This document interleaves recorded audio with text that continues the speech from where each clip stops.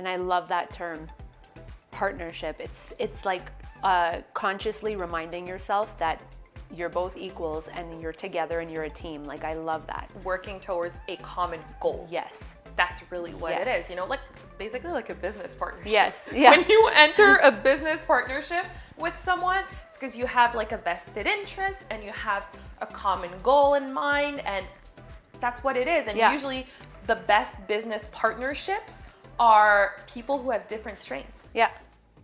People who, you know, someone who's good at ABC and then the other is good at, you know, DEF, and you put your strengths together in order to achieve the goal. Absolutely. I think the more like yin to your yang, like I love that. I love when I see couples that are like super different in that way, and I think that's Absolutely. I think that's so cool. Absolutely. But we don't see it often because it is difficult when you're so different from your partner. It requires a lot of, you know, deal making and a lot of communication skills that, you know, we're not taught in school. Yeah. We're not taught by our parents, and so it requires a lot of that. So people will tend to go, and that's a whole other issue, but people will tend to go with people who are very similar to them. People think that people who are similar to them are people who have similar interests. Yes. Where in reality, the best matches, like the best partnerships, are people who have similar values. Mm-hmm. Like I always joke around and say accountability is a love language. Yeah. Yes.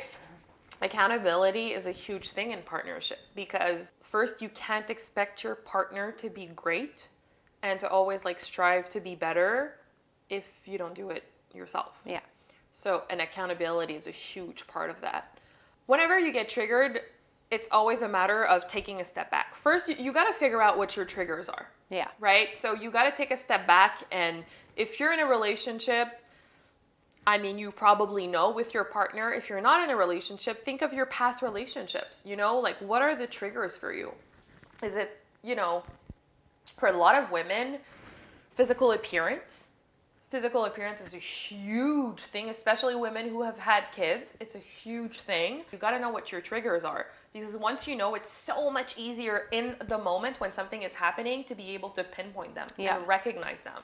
Like, why is this upsetting me? Exactly. And that's part of self-awareness. And so once you're able to like recognize them and you're in the moment, you're able to tell yourself, okay, I'm being triggered. He said something, it triggered something in me regarding, you know, my physical appearance. Then it's so much easier to take that step back, and then you figure out what your coping mechanism is. So it could be, you know, taking breaths. It could be stepping out and going for a walk. It could be so many different things, but you got to figure out what works for you. Yeah. What are you trying to achieve here? If you're trying to build a partnership, then once you get back from that walk or you've taken your deep breaths, you have to think of what makes sense in this moment, what's in alignment with your purpose, with your long-term goal. So knowing what your triggers are, knowing how to cope with them and what works best for you, and then also like in the moment when your partner is telling you, you know, doing X, Y, and Z was really, really out of line or hurtful or whatever, what's like your first thing that you should do in order to get rid of that ego or put it aside, like in that moment, for somebody who has a hard time with this, like ego? So the question I always tell my clients to ask themselves is, how is this serving me? Because that brings you back to your vision, your purpose, your long-term goal in your relationship. How is this serving me? Is this helping me move towards a deeper connection with my partner, or is it bringing me further? So how is this serving me? Amazing. And then communicating to your partner where you're at in that moment. So if you're feeling, if I'm feeling triggered, I can say, I'm feeling very triggered right now, and I don't want to make things worse. So I'm going to take a step back, and when I'm ready, I'm going to come back. Okay.